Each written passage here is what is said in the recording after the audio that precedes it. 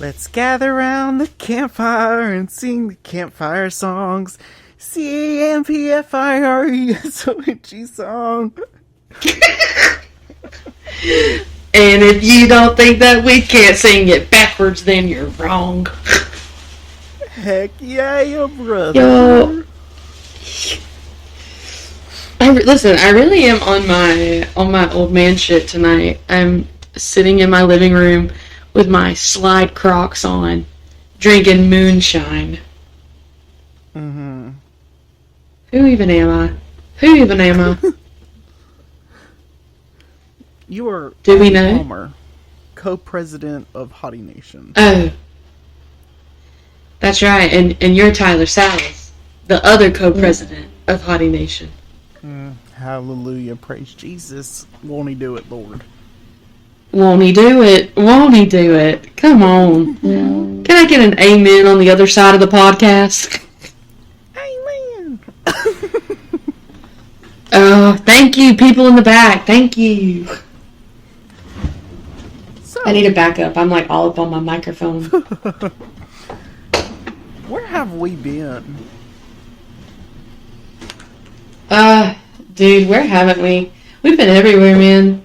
Which, happy to report that between last podcast and this one, you and I have actually got to see each other in person. Oh, 100%. Also, the noise... Right, also, one second. The noise you hear in the background, my man is packing lunch for him and Oliver tomorrow. And I think if you listen closely, you can hear all the love he puts into it. Aww. Ain't that right, babe? Sure. He says sure sarcastically, like this is not on recording for everyone to hear later on down the road. Sure. He's the best. Sure, I'm having a great time. Sure. Things are fine. So, Abby, do you want to catch them up on the stuff that you have been going on? Question mark. Question mark. Yeah. So, we've been adjusting to a new city, new school, new routine. Oliver and I moved up to Peachtree City with Mr. Tyler, so we've been adjusting to new school schedule and, you know, picking up more hours at work. I start classes back on Monday, and life has just been absolutely crazy over here, and I feel like every time I've had the time to, like, slow down and have a conversation, all of my friends are clocked in at their jobs. Mm-hmm. And so I'm trying to figure out a new routine of, like, the best time to check in with people. And I feel like you and I have been playing a game of cat and mouse with recording, because every time you've been available, I haven't been, and every time I've been available, you haven't been, and so it's like, dude, but we got to see each other in person the other night, and that was super fun. We made it happen. We went to the showcase at Bainbridge Little Theater, and it was lit. Iconic. It was so good. Iconic. It was so good. All of our friends did a fantastic job. So yeah, just been doing that, planning bachelorette trip, and in my spare time, I've been counting all of my gray hairs. A bachelorette trip that I have yet to get an invitation to, might I add. Ooh, listen, take that up with the bride. No, I think it'll be fun. We're going to Nashville, to the Nash Vegas. Ooh, that's so fun. I think it'll be. Yeah, no, I think it's going to be a great time, and just trying to adjust to being an adult. Because with that being said, there's something so sad about getting a paycheck, and then like within 20-30 minutes when you've paid everything, it's like, I don't know, gone. $2. I think that sucks. Oh, I 100%. think that's stupid. Yeah. But I'll say this: our new, or not our new, but my personal new district manager of my new job. I say new job. I've been there for 3 months. The district manager came to town today, and before she left, I said, "Well, in the words of my father, I'm glad you got to see me." Huh? What? What? I told her, I'm glad you got to see me. And you know what? She laughed so hard she almost pissed herself. Yep. So, Period. counting it as a victory. Period. Enough about me. What about you? Why don't you tell the homies what you've been up to? Oh. Oh no, not the laughter. Okay, so I have one while we were on the break. I have gotten in a car accident, totaled out my car, gotten a new car, started a new job, got let go from that job, started another job. Right. And entered and ended a toxic talking stage. Yeah. Yeah, So there's been a lot of change Life for has you. not been fun recently. No. 2025, I will say in agreement with you, 2025 has not been your year, buddy, but it's going to get better. I really hope so. I have been here recently taking a step back from everything and seeing the big picture of life itself, seeing the beauty in the small things, and really trying to hone in on my own energy and my own aura, trying to figure out what my meaning is, if that makes any sense. So I've been trying to really hone into myself and focus on me and me only, because for the last 2 months I was solely focused on somebody else. So it's a big difference changing that mindset. It is, but oh yeah. Well, I mean, anytime you're trying to reprogram your brain to do something different, I learned a cool fact about our brains probably a week ago now, but it's one of those, why do people continue to go back to these situations? And it's because our brain confuses familiarity to safety. Mm-hmm. And so one of the reasons people always feel the need to go back to those kind of situations is because you've already become so accustomed to them that your brain has already regulated itself, and you can already kind of predict what's going to happen or what a reaction is going to look like. Mm-hmm. And you have safety in knowing, it's safety and predictability. Yeah.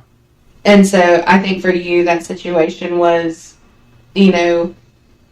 this person came along and they were shining in gold in all of their glory and thought they were fantastic. And then by the time you got familiar with them, there was a change up. Yeah. And so that's always hard to break, but you did it. Mm-hmm.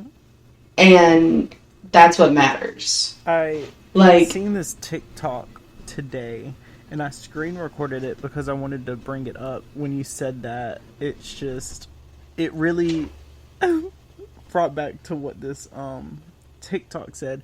And because during this whole talking stage that I was in, everyone kept asking me, what's the reason that you stayed? What's the reason that you kept going? What's the reason that you kept this person around? And I was scrolling on TikTok today, and this one TikTok came up, and it was it said in parentheses, it was why did you stay if he was so bad? And I was like, oh, God, why? And it said, like, I thought love meant patience. I believed I could fix them. And confused chaos with passion. They weren't cruel all the time. All the good moments kept me going. Hope became a chain I couldn't break. I didn't want to believe the bad parts were real. And blamed myself for their anger. I convinced myself I deserved it. My brain got used to the cycle. And I silenced my pain to protect them. Leaving felt scarier than staying. I didn't want to start over. The unknown felt terrifying, and the pain became familiar. I got trapped in a cycle I couldn't break. I thought love was enough. But love without respect is not love.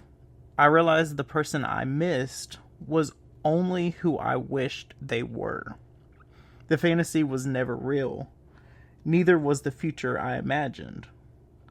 Loving them was my cage. Leaving them was my freedom.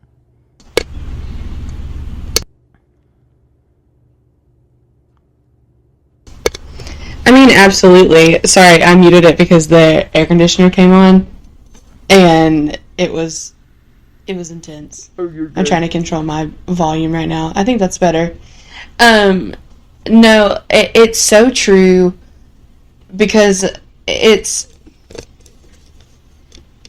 love. I've said it so many times, and I feel like so many of my friends have heard me say it, but like it is true. Like, love just isn't enough, and if there's no respect and there's no communication and there's no accountability and if there's none of that on either side, and it's just like, yeah, but I like love this person. If you truly love someone, the respect and the communication and everything follows suit. Mm-hmm. So like I think another thing is like, because on this podcast we talk about communication a lot, and you know, there are times in my relationship where like Tyler and I have had moments where I've been like, okay, our communication is where it needs to be, but like I'm just in a bad mood. Like, I don't know why I'm in a bad mood, but it's up to me to fix it. It's not up to you to fix whatever's going on with me. Like, that's on me. And I think sometimes in relationships we grow a little codependent on each other to like take care of things for us. And I mean, that's normal. That's human nature. Like, especially whenever you like cohabitate with somebody, like it's easy to do that, but it's just relationships with the right person is easier, but like they're hard regardless. Like, think about it this way. When was the last time someone that you cared about deeply pointed something out to you that you were doing that was bothering them or irking them, and they weren't even rude bringing it up? Like, they were just like, hey, I just wanted to let you know that like this kind of bothers me. Like, me personally, whenever someone says that to me, the first thing I feel is a sting. Yeah. You know what I mean? Like, the first thing I feel is like, oh no, like this person that I've cared about, like they probably don't care about me as much now. Like, they probably don't see me in the same light. Like, they probably think I'm like annoying, or they think I'm XYZ, when the truth is they were just bothered that I did this one thing. And it's as easy as being like, you know what, I'm sorry that one thing I did bothered you. Like, I'll watch myself from now on. Like, you have to be able to like look at it and be like, you know what, you're right, that was messed up of me. Yeah. Like, my bad. But in relationships, like, I say that because the person that you're talking about was one of those people where, like, you could bring up one thing that they did that made you uncomfortable, and they'd be like, oh, okay, so you hate me. Oh. Okay, so I'm the worst person in the whole world. Uh-huh. and you're like, actually, I just asked you if you could not smack so loudly while you were eating. Or if you could not tell me that you hated Like, me. I asked for you... Right, like, I asked you to put the toilet seat back down after you pissed. Like, I didn't ask for $1 million in a getaway car. Like, I don't know. When people act like that, it just pisses me off, and I don't need to get pissed off on this podcast. We've only been recording for 16 minutes. No, for real. But it just... PSA, grow up. Oh. Everyone. If you're listening to this podcast, grow up. If you're listening to this podcast... And if you're lurking because you know we're talking about you, grow up. Apply to a different job. Ooh. That's my thing, is I want to...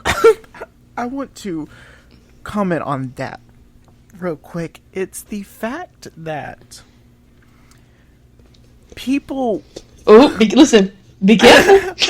I'm tiptoeing. Be careful, bestie. I'm tiptoeing.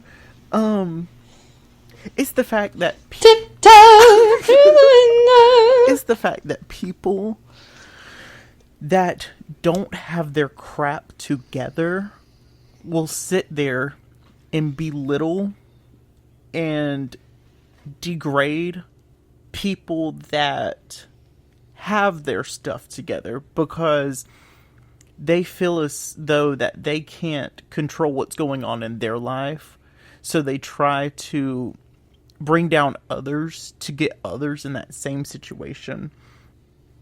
But that brings me back to, if you're upset with me, let's just say I have a career, you have a job.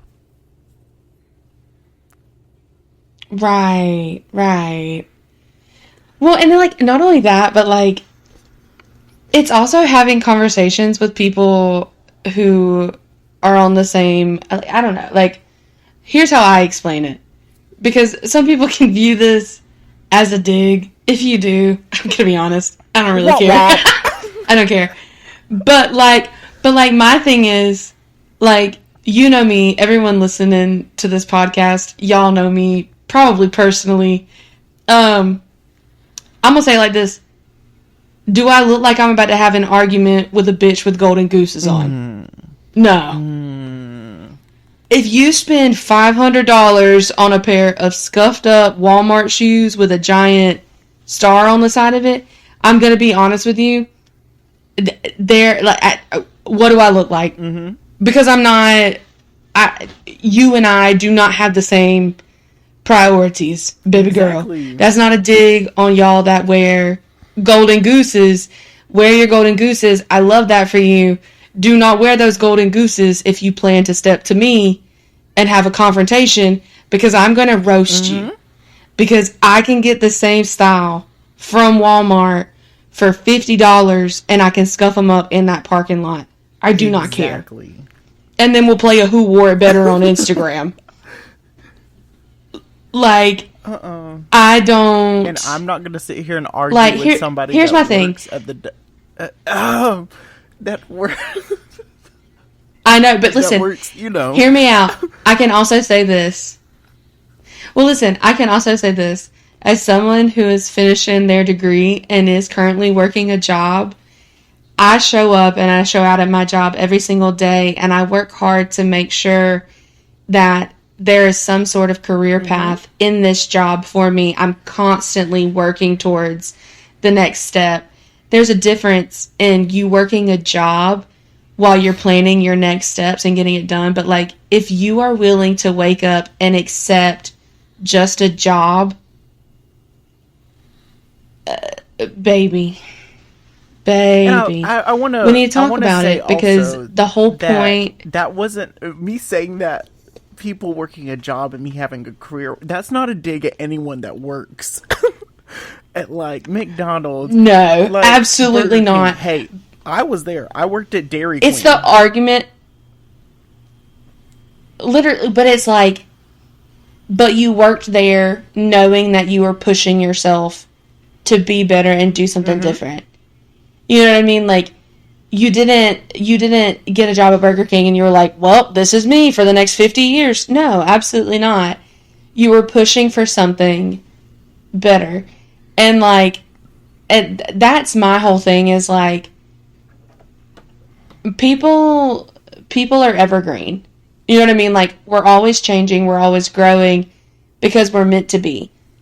How are you growing if you're just accepting life where it is for long periods of time? Like, how does that work out for you? Because, like, I've known many a person that have started off at the bottom of a company and have worked their way up to HR. It's all about the drive, and I feel like this person did not have the drive that it took to keep up with you. They just didn't. And that's what irked me. And, you know, you and I had a lot of real life conversations during that time too, because it got to a point where, like, the only thing I could say was, like, you're worth more. You're worth more than this. You know you're worth more than this. I don't know why you're entertaining this. But it's the familiarity. Like, you had already grown so accustomed, you know? Yeah. That's my thing I will say, without getting emotional, that these last 2 months have been the lowest mentally that I have ever been. And it is because of this one person. That they have degraded and made me feel as though I was nothing but a grain of sand in a mountain. When in real terms, they viewed themselves as that and was projecting that onto me. No matter what, no matter Absolutely. what circumstance, whatever argument, whatever things that were said, I never said anything bad. I never said anything degrading. I spoke truth, and what I got back and what I received and what I compensated was hurtful. And it was nothing... I was nothing but nice in the situation, and it felt as though what I got back was nothing that I deserved, because like you said earlier, it was me pointing out simple things like, oh, I wish you would communicate more, and then they would bring up like deep trauma for me. Like, they'd be like, oh, this is why everyone leaves you. Hey, I just said that I didn't like how you spoke to me. What do you mean? What do you mean no one likes me? What do you mean everyone leaves me? Well, but here's my thing. Like, to that I say, that's why he only has one friend. Like, and that one friend don't even want to talk to him. So, like, that's my thing is, like, okay, glass house. Okay. Because, like, another thing to remember is, like, people are only going to be able to love you the same amount that they love themselves. And what I see is there's a lot of people out here that aren't loving themselves. And so, like, it's just like, you know, I reference Tyler and I a lot, but it's because, you know, he and I have been together for 9 months now, babe. Huh? Almost 9 months. Yeah, almost 9 months. And, you know, he shows up for me in ways that some days I can't show up for myself. And I like to think I do the same thing for him. And it's like, if he and I wouldn't have had time, because I mean, I was single for like 2 years before I met him. And even in that 2 years, I was only with that relationship for like 4 months. And then we had like a year where it lingered. AKA, we didn't have anyone else to talk to. And so, like, whenever I met him, like, I had enough time to be like, you know what? And this is what life alone feels like. And I have my friends, and I have Oliver, and I have my books, and I have my friends at the theater. And, you know, then Tyler comes in like a hurricane, and I was like, oh, and there is the love of my life. And, you know, for him, he already had all of his shit together. You know what I mean? Like, he had a great job, living on his own. He had a routine. He was the father of 2 cats who are now my first sons.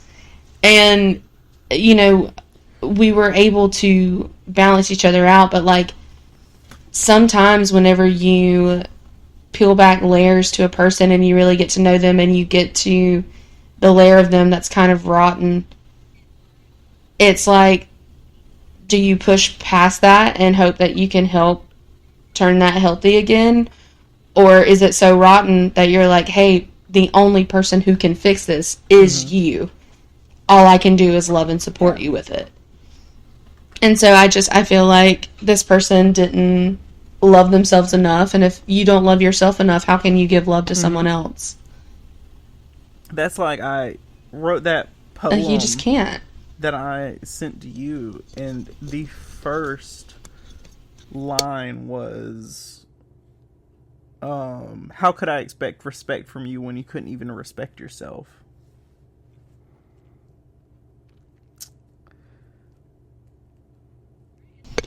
Right, and that's the tea. Like, it's so...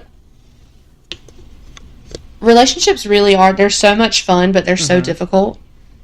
And, you know, this person has not and will not ruin your chances on finding someone who cares about you, who sees all the things. Because, like, there are parts of my personality that, like, I absolutely could not stand. Like, there were parts of me that I felt like I shouldn't have, or I should work on, or I should change, that kind of stuff. And all of the things that I felt wildly insecure about are some of the things that Tyler adores the most about me. And he's like, I love how you do this. And I'm like, really? Because I hate it. I hate how I do that. And he's like, no, I think it's cool. Like, I like it. So, you know, the right person will appreciate everything about you, down to the things that you can't even appreciate about yourself. And that's what everyone deserves. But that does make me want to tell you about my new obsession, because we're going on all of these rants about toxic relationships, and I've got to talk about this. Go ahead. Have you seen Scandal? Have you seen Scandal? The show? I have it in my watch list. Bestie. Oh my goodness. I literally, like, that's the show that I watch whenever, like, I'm not working during the day, and Tyler's at work, and Oliver's at school, and everyone else and their mother are working. I literally just turn on Scandal. Whenever I tell y'all, if you're listening to this and you haven't watched it, watch it immediately. I'm talking like 5 minutes into episode 1, you're hooked. I need to watch it. I'm watching tomorrow. It's so crazy. So, 1 second.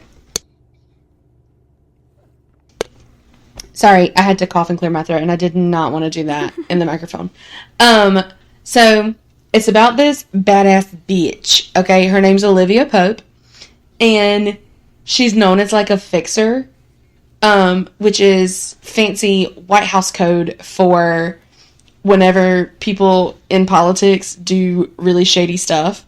They call Olivia to either cover it up or handle, like, the public relations or anything like that. And she has a law degree, but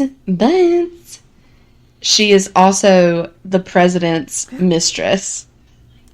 So, yes, so she's in love with the president, and the president's wife does in fact know. And it's just I would love to tell you all about it, but I also want you to watch it and experience it all for yourself, and then we can cover little parts of it in the podcast. But you need to watch it. Am I already on season 4? How many seasons are there? Yeah. Okay. 7. So, if you are listening to the podcast right now, log into Netflix. Start watching Scandal, because soon we are going to do a recap on Scandal. And you're going to want to watch it and be in the know, so we don't spoil anything. This is an advance notice. And if we spoil Scandal for you, that's on you. That's on you, sweetie. We're telling you right now, you need to go watch it, because it's literally you want to talk about toxic relationships? There's this one scene where Olivia's talking to a character I will not name, and she's like, that's how I want love. I want it to be messy. I want it to be disastrous. I want it to be dramatic. I want it to blah, blah, blah. And, the character looks at her and goes, Olivia, love is not supposed to hurt that way. And, you can see, the light in her eyes, go out, because she realizes that, everything she knew about love, or she thought she knew about love, was wrong. But, she also can't help it, because she does love the president, and you don't know if you want to love or hate the president. It's just, it's so messy. It's so messy, but it's so good. I need to watch it so bad. I have 2 jobs. I have 2 jobs. It's number 1 is Kendra Scott, and number 2 is Olivia Pope and Associates. Okay, I work at the OPA. Period. I be solving crimes. And whenever I tell you, I've called almost every single crime on that show wrong.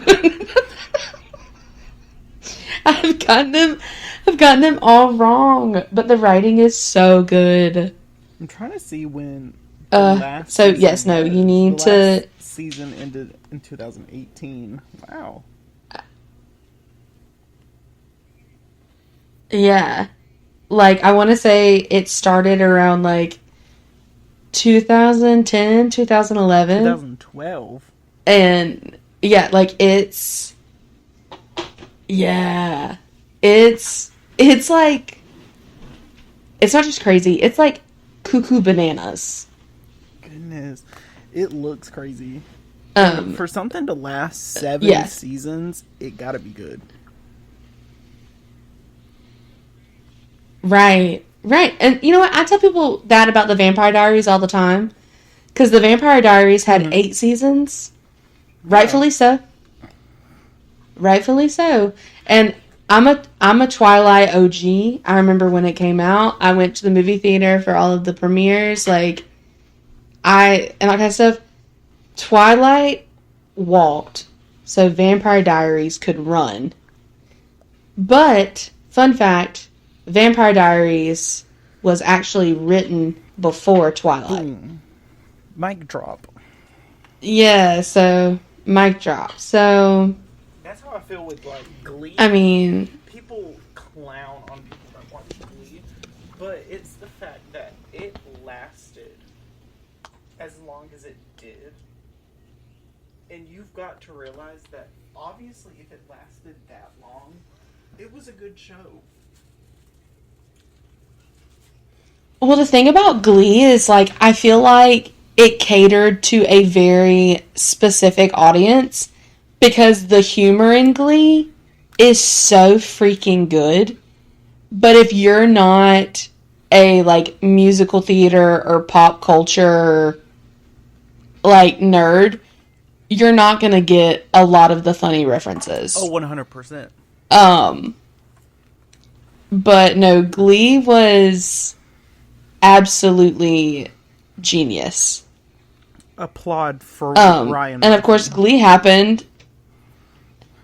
Right. Well, not only that, but like you had Glee, and then what was it, like 3 or 4 years after Glee, we had the first Pitch Perfect movie. So like, not only did we make Glee Club fun, we also then made acapella fun. We just brought, like, Glee brought and so much love and appreciation for music in general, showing people that, like, absolutely, no matter what the song is, no matter what the genre is, no matter who you are, you can still be a lover of music and all things musical. And it's so, if you have not watched Glee, please watch Glee. Well, and I mean, like, another cool thing about Glee, though, is, like, you know, my dad, well, okay, for those of you who don't know, like, my dad is a radio personality, he's a DJ, and he didn't do, you know, Glee Club or anything like that growing up, but I, like, vividly remember me and my sisters watching Glee, and he would sing along with all the hits that he knew, and he'd be like, wow, whoever's singing that is singing the crap out of it. Like, it sounds amazing. So, like, even if you don't like musical theater, there is a song or a cover on there that, like, you'd probably love. Like, the first time I heard Bust Your Windows, that's originally done by Jasmine Sullivan, best believe I heard Mercedes' version of it first. Like, and that's what developed my love for that song, and I was like, oh, wow, because I think her name is Amber, the actress that plays Riley. her. The vocals, Amber Riley, her vocal cords, a gift from God. A gift from God himself. She went on, what was it, American Idol? And Simon, like, shot her down immediately. Right. Well, the same thing happened with Tyler's favorite singer and songwriter is Luke Combs. Luke Combs auditioned for The Voice, and the producers turned him away and said that he wasn't TV enough, and now he's selling out, you know, stadiums and arenas, and putting out albums. I think his next album comes out in, like, what, 6 days? No, Or is that a new single? No, his is still hasn't been released yet. Yeah, well, like, Big X Blood movie. yeah, that is something that Tyler told me. So I obviously love rap music, and Luke Combs is putting out a song with Big X the Plug, who's one of my favorite rappers. And it's like, yeah, like, people are finally starting to realize that, like, you can cross over genres, and it's not a big deal. Like, I don't know, I will say, in the world of art, it's a very refreshing time, because I feel like we're starting to have real artists come back. Like, not to shade 2000s pop music, but, like, early 2000s pop, high-key sucked. We got too into autotune, we got too into the dance breaks and the club remixes and stuff. No. Now we're getting back to pop music where the lyrics are actually witty. The hooks are actually really catchy. Like, the writing is phenomenal. That's, like, I seen and today, like, Taylor Swift is releasing her new album soon. What is it? The Life of a Showgirl? yeah, Did you The Life of a see Showgirl. who Absolutely. the writers were? Oh, yeah, you're talking about her producers. It's the same producers she had on Reputation, which arguably, for those of you who don't remember, Taylor Swift was accused of being a snake by Kim Kardashian, and I'm going to say what I say all the time. Okay, Glass House. Okay, girl. Anyways, she went off the map for, like, 2 years, and then one day she just completely wiped her Instagram. Like, not a post, wasn't following anyone, had all of these followers. And then she just posted a picture and she said, what was it? There will be no speculation, only reputation, or something like that.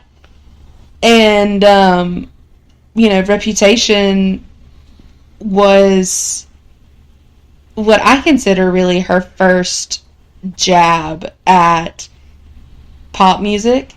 Because she had 1989, but it was very, like, upbeat, bouncy, put it on with your girls while you're getting ready for a night out. Reputation is like, you're putting on all black to God on the town and you're about to slit somebody's tires. Like, you're going to do some questionable things. And, so I'm excited to see what style she has this time. Because I'm not necessarily a Swiftie. I'm not a Swiftie, but, like, as far as songwriting goes, she has more than well earned her place at the top as one of the best songwriters of all time. That's like, I seen today when I was looking insane. up, like, her, like, info on her new album. She is actually collabing with Max Martin on some songs. Yeah, and the only feature she has in a song on that whole album is the last track, and it is with Sabrina Carpenter, who, again, I will say, rightfully earned her spot on the pop culture charts. So, I mean, she knows what she's doing, and I watched the New Heights podcast where she announced her newest album. But she had said it in a way, she was talking about, like, how she re-recorded her masters, and she said, what's really crazy is, she was like, there's some people who really, really care about, how their label perceives them or what their fans say or, where all their money goes and stuff like that. She was like, I'm lucky enough that whenever I decided to re-record these songs, I called my friends within the industry and they were all on board to, re-record these songs with me. And she was like, I just called some of my closest friends, like Phoebe Bridgers, Chris Stapleton, Hayley Williams, and just starts naming, like, Fall Out Boy, like, all of these different bands. And she was like, yeah, just all of, like, my really close friends in the music industry. And everyone she talked about was in a different genre of music. And that's what makes her a good artist. Like, not to get on, like, a rant about it, but, like, being well-rounded, writing all different kinds of music, like, venturing into places that people say you shouldn't be, like, that's the only way that you can expand creatively. Exactly. So, she's a freak of nature, man. Because when I seen Max Martin on there, I said, ooh, this gonna be good. And people that don't know who Max Martin is the person who co-wrote Ariana's album, Eternal Sunshine.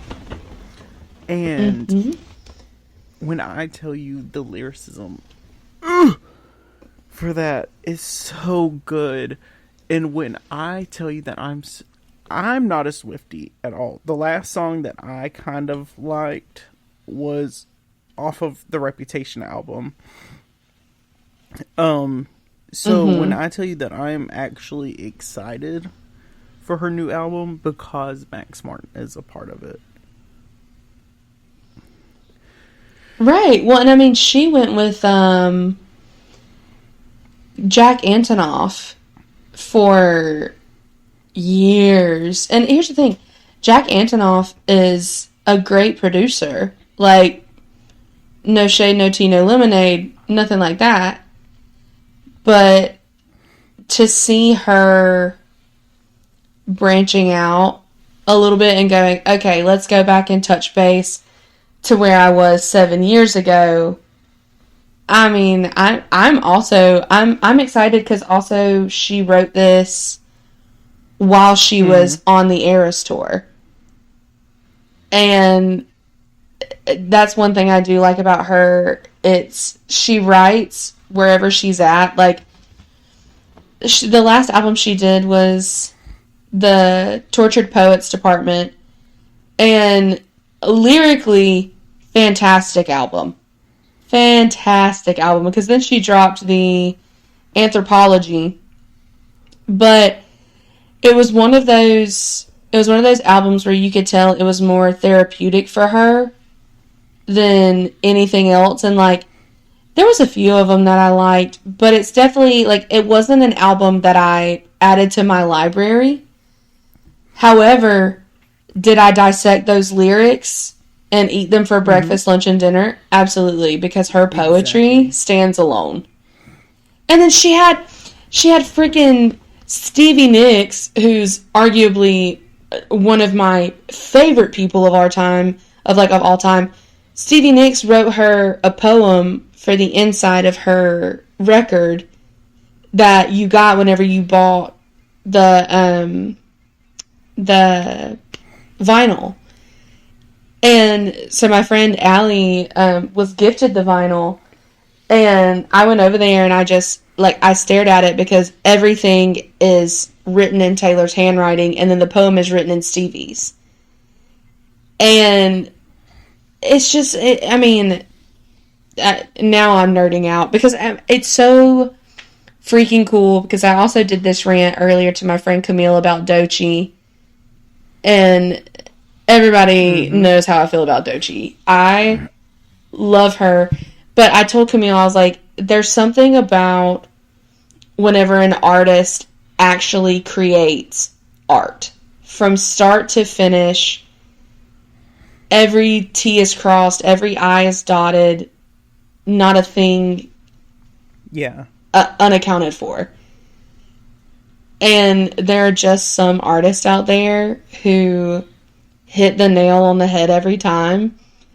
Taylor Swift is one of those artists. And whenever people hate her, it's because you envy the way that her mind works. 1 second.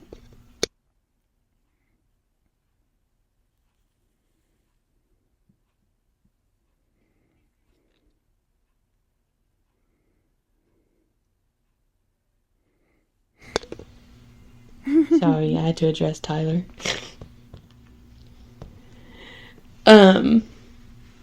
But yeah, no, some artists just knock it out of the park every time, and she's one of those, because whenever she re-recorded all of her albums, every single one of her fans were like, and if you stream it, you stream Taylor's version. And now that she owns it, we can go back and listen to nostalgia, purposes, but she's a wizard with the pen. Exactly. The pen is her sword. That's like, even because obviously everyone knows Tyler's the biggest Ariana fan, but like, even where I'm at in life right now, after exiting that toxic talking stage, or whatever you want to call it, her newest album, Eternal Sunshine, literally, I don't know what it is with artists, not even just Ariana, like, even just artists in general, the best of the best, for some reason, write, and it seems though it's tailored for you. Because, like, right now, when Ariana released her Eternal Sunshine album, the first one, in 2023, I was like, or 2024, I was like, I could jam to this, yeah. And then now in 2025, she's released the deluxe version, and when I tell you, I relate so much to that. Like, what is it that I'm listening to now? Like Past Life. Past Life. I've been listening to Twilight Zone. I've been listening to Hampstead. By Supernatural. We Can't Be Friends. I Wish I Hated You. Imperfect for You. Like in the intro extended version. When I tell you it's, I don't know what it is with, that's how I want to be. If gosh, like no matter what I do in life, I want it to always be not tailored to myself, but tailored to others, if that makes sense. Like, I want people to always know that they're not in it alone, that they're not the only people going through whatever they're going through, that, like, other people obviously go through similar things, but I kind of want to give, I always want to give advice and a clear outlook on where this chapter in somebody's life could lead them. Absolutely. Well, I mean, that's why we have these experiences. You know what I mean? Like, I don't understand having experiences and not, using that knowledge to, help others. My friend Jessica called me earlier this week, and her friend is in a similar situation to what I was in, 8 years ago now. My son also had his 8th birthday. So her friend's in the same situation I was in 8 years ago, and she was like, "Are you okay, like, if she wants to have a conversation?" And I was like, "Oh my God, yeah." Like, that's part of the whole reason I went through it, is so I can help people who have been in the similar situation that I was in. Like, if not, what would be the point of having a scar? And, that's what it's about. It's taking the experiences and the lessons that we learn, putting them in our bag, and keep walking. And whenever someone else needs to borrow what's in our bag, we just take it out and show it to them. And we're like, "Oh yeah, I collected this in Vietnam." You know what I mean? Like, exactly. Whenever I went to war. Like, that's what we do. That's what it means to be a good fellow human and a good friend. And, I understand that some people are a little bit more private with their experiences, and that's fine. But even if you're more private with your experiences and you don't like talking about them on podcasts like we do, you can still share them one-on-one. Like, if you feel so led to do it, and one of your friends is like, "I failed my math test," you can go, "I took a math test once." You know what I mean? Like, yeah, I love doing that. That's one of the biggest things from SpongeBob Echo is like, "I lost something once." Yeah. Growing up in high school, I was always asked, when you're in high school, obviously people are asking, "Oh, what do you want to do when you graduate? Like, what's the biggest thing that you want to do with your life?" And mine was always to be famous. Don't care how. It was. Oh, Tyler said, "I'll show a hole on the internet. I don't care." I even told my parents. 4K. I was like, if I ever got the tiniest crumb of fame, I'm going hog wild. I'm going crazy. I'm going insane. Right. Leave my mark so people know my name, and then I'll calm down. But just know I'm only doing it for clout. But before it was right. I would say that, and people are like, "Oh, what's the reason you want to be famous?" And as a high schooler, I was always like, "Obviously to be freaking famous, bro." And now, like, I'm in that mindset. Like, I want to speak for the minorities. I want to speak for people that don't have the voice or the courage to speak for themselves. I want to show people that no matter what situation that you're in, you can always make it better. No matter what you're going through, no matter what it is, it's all a mindset, but not just a mindset. You can change that. No matter what it is, you could be having the worst life possible, but changing simple things and having a certain outlook can change your whole life and your whole perspective. And I want people, like I said before, like I want people to know that they're not going through something alone, that obviously other people have been there. And that's just my biggest thing is I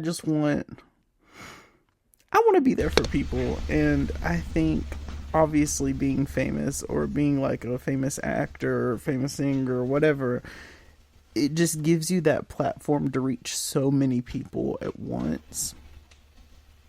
And that's what I want in life. Right. Well, and I mean, my thing is like, I think whenever people asked me what I wanted to be whenever I grew up, like in the beginning, whenever I was really little, I was like, I want to be a pop star. Like I'd always been told what a great singer I was, and I was like, well, I'm a one-trick pony. That's it for me. But then as I've gotten older, I think I love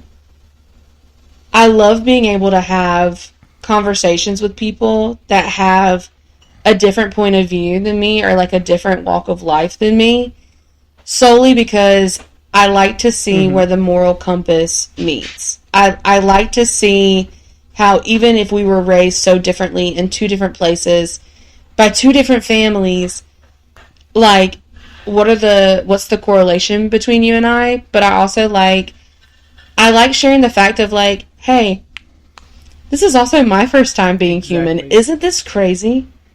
Isn't this insane? So like I think for me, like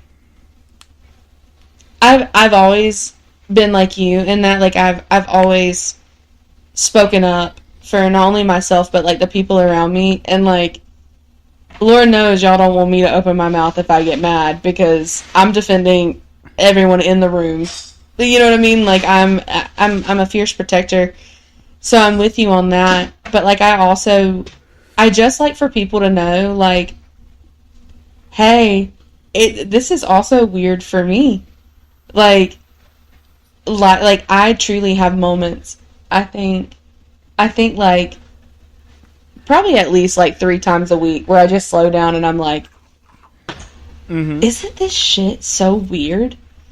Like, how did we even get to this point? And you know, like that's why we have things like faith and religion, but we also have people who look at science and how they got to that science, and God created science, and it's just there's so much out here to learn and absorb, and it's just if people slow down and just have a conversation with the people around them, exactly, life's really not all that bad. It just whenever you're in the rough spots, it's rough, and you just have to remember that like at the end of the day, as cliche as it sounds, everything is going to be okay. Everything is always okay. It might not be okay in the moment, and shit, it may not even be okay for the night. But by the next day, some part of it is going to feel okay, and it's going to feel a little bit better. And, you know, if part of my job here on this earth is to make that hard time for the people around me a little bit funnier and a little bit better, then damn it, that's what I'm going to do. I'm going to crack these jokes, and I'm going to keep myself and my homies laughing. If I have to be the comic relief, I will be the best comic relief. Yeah, I feel like... Trust. Dude, whenever I tell you, even growing up, like a lot of people were like, well, I'm the main character, I'm blah, blah, blah. I have said since day one, I am the comedic relief, and I'm so happy to be the comedic relief. You said Pitch Perfect earlier. What's one character you remember from Pitch Perfect? Exactly. Oh my gosh, Fat Amy. Fat Amy is quite literally, like, because that's a movie I quote often whenever I go, Literally me. better not. Like, that or, like, whenever she has the burritos, like, thrown at her, and she's like, oh no, I've been shot! Like, literally, like, it's so funny, because, like, it pays off. Like, my manager at my job, which we'll probably have to end on this, because we're at the 1 hour mark, and Buddy Boy's got school tomorrow morning. Yeah. But, my manager today, I had already clocked out, but I went back up to work to tell her about something. And she said, we just need you to clock back in. And I was like, okay. And she was like, see, this is why we need Abby. She just keeps everything so upbeat and so blah, blah, blah, blah, blah. And I had a coworker there who's, like, usually more calm and more docile. And she said something to her. She was like, oh, is that a dig for not being energetic? And me and my coworker could literally just laugh it off, because we respect the fact that, like, our approach to sales and our approach on the sales floor are two completely different approaches that work for the both of us individually. And it's just like, just be yourself, man. Everyone. Like, if you think that people won't like who you truly are, they might not. Exactly. And you know what? That's okay. Someone will.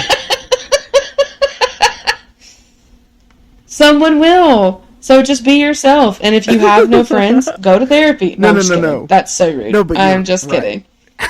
If you have no friends and all of your friends have blocked, right. Friend, let's remember.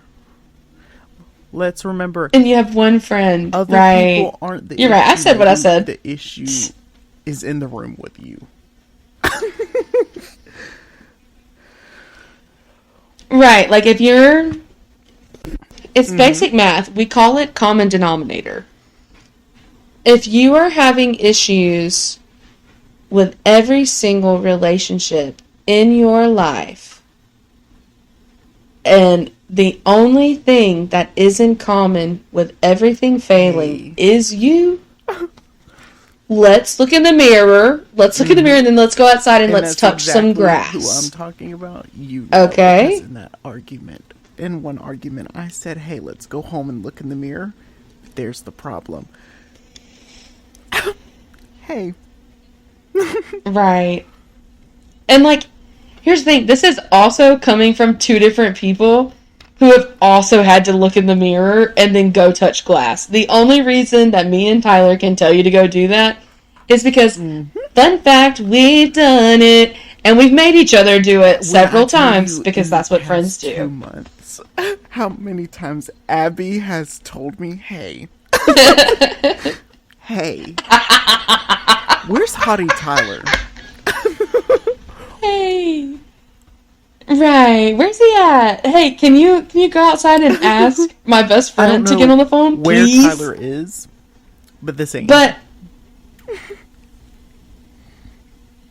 listen, I can say the same thing, because I know my friend Jessica is listening, and Jessica was that friend for me whenever I was going through all my stuff. She was like, hey, where's that bad bitch underneath? Can you bring her back? I'd like to talk to her. Where is she at? And, like, I had to pull myself out of it, because the thing is like, you can nurture the hurt feelings, absolutely, and you should. But after you nurture those hurt feelings, you have to put those bitches in a box in the back of your mind and forget they exist. And what's the one song that, like, you can acknowledge them? Horrible talking stage, dating phase, like, whatever. What's that one song you send me, Abby? You're in love with a version of a person that you've created in your head who does not exist. Enough is enough. Exactly. I'm 2 blocks away. I'm coming over. If you are going to the toxic, it's a good one. Stage or whatever, listen to that song. Because when I tell you, every single time that I talk to Abby about somebody new that I'm talking to, and all the crap that they have done to me, Sometimes she don't say anything. She just sends me that song. Yeah, listen, because something about the lyrics, look at you, boy, I invented you. The bridge. Like, the bridge. Because we do. I wanted you to grow up, right, but like, you wasn't buttoned. Everything you are means everything you aren't. I saw your potential when I see in credentials, and maybe that's the issue. Right. Like, it was all in my head. Like, we do that. Like, that's why, like, a talking in a dating stage is so important. Like, Oliver asked me today while we were picking up pizza, he said, "So, Mom, do you ask someone to marry you, like, as soon as y'all start dating?" And I, like, looked at him, and I was like, absolutely not. Absolutely not. No. And he was like, no. Well, and he said, well, what would happen if you did? And I was like, well, I mean, some people might be on board with it, but, like, a lot of people are not going to like that. He said, well, will they break up? And I said, more than likely. Because you have to get to know someone before you even think about if you want to marry that person. And, you know, there are some people who get engaged after 2 months and they're married for, you know, multiple decades of years. And then there are some people who get married after 5 years of dating who are only married for less than a year. Like, it's all about, do you have those rose-colored glasses on, or are you being fucking for real right now? Oh, you can confuse the two so easily. So easily. I ended it and sat there with myself for so long with that question. Was it love or was it lust? And when I tell you, I'm not going to tell you my answer, but I'm going to tell you whatever the answer was hurt. It hurt. But the beginning of In My Head by Ariana just loaded. So, I mean, it says, here's the thing. You're in love with a version of a person that you've created in your head that you were trying to but cannot fix. And the only person you can fix is yourself. I love you. This has gone on way too long. Enough is enough. I'm 2 blocks away. I'm coming over. That's all I need to hear. Right. And that's like literally my love letter to you every time. And it's just, but I mean, like, that is dating. This is dating. Like, it sucks. Oh my God, it sucks and it's exhausting. But I saw this video, and like I said, we really do have to end up to this, but I saw this video of this girl, and she was like, my most recent, like, situationship came over and wanted to talk about us, which we had only been going on dates for like a month and a half. I don't know why he wanted to do that, but I digress. And she was like, I told him that I just preferred to be single. And he said, oh, so you just want to put on pretty dresses and go meet people for dinner. And she was like, actually, what's happening is I love my life so much. I have not met someone that I would like to add to that.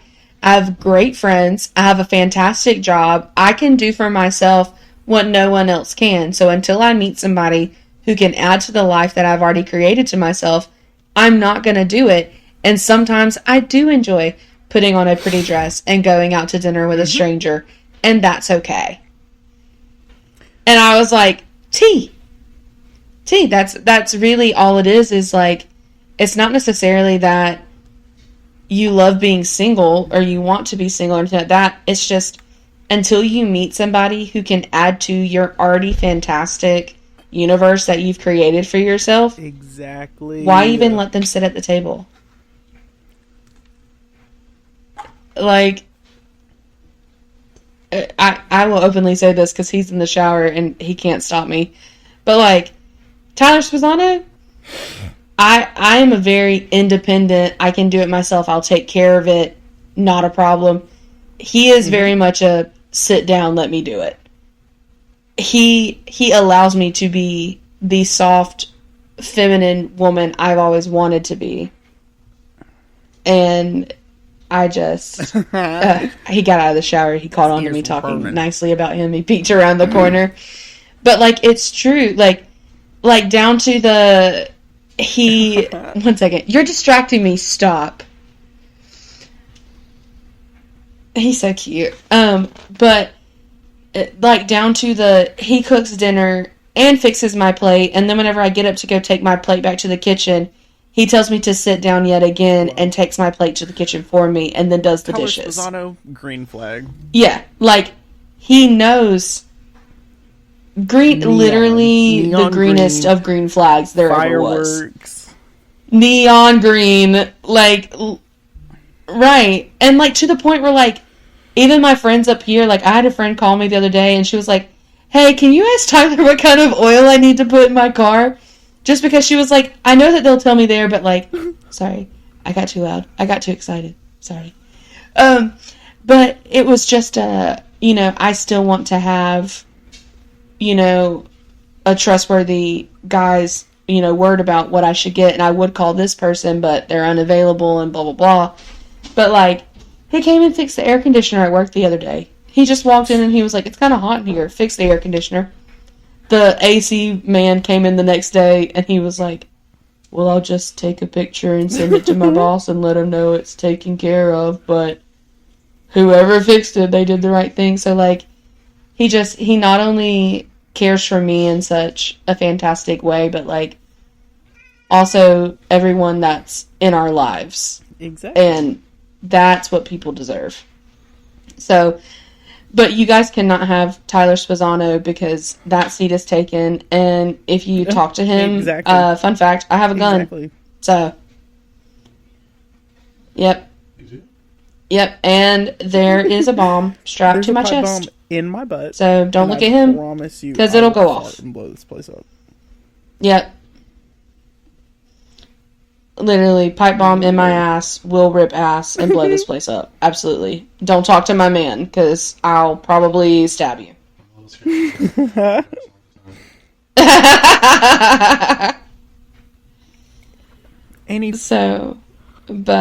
that, I do have to call it a night.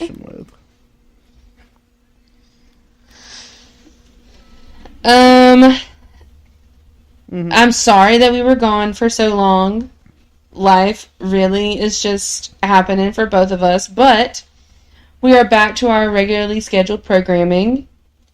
A lot of you have asked, when can we be on the pod?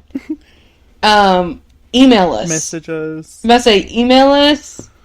Or if there's messages, if there's stuff that you want us to talk about, let us know. Like, this is really just an open conversation podcast. So leave a comment on whatever you're listening on, because I know that it's I know we use Spotify and YouTube, but I'm also looking at, like, what is it? I think Amazon just came out with their, like, podcast platform, so I'm also going to look into that. So whatever it is that you're listening on, comment, because we both look through every comment.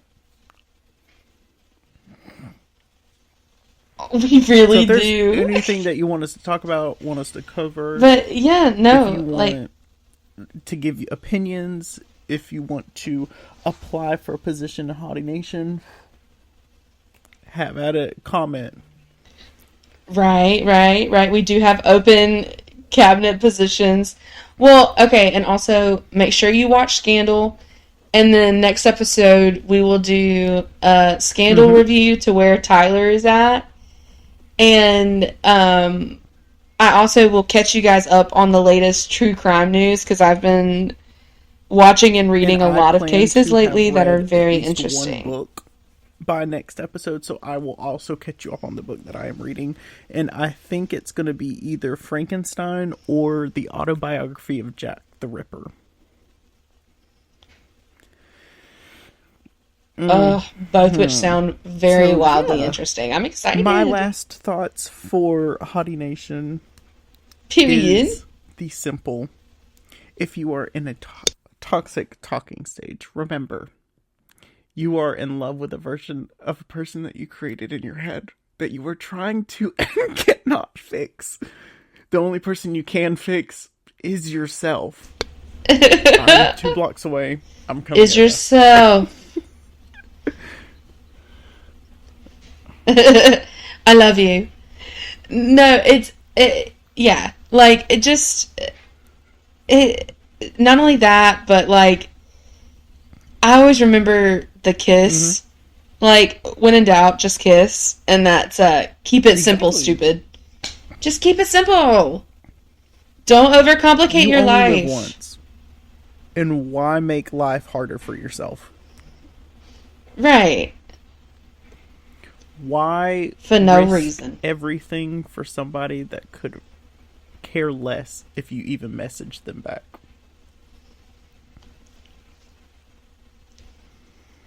Right. Like, for someone who doesn't have a lot of friends, he sure did have a lot of friends on Snapchat. I said what I said. Oh, that's my friend. Oh, no. No, it ain't. Bye. Oh, your golden boy? Mm-mm. Your golden boy? Oh, right. Right.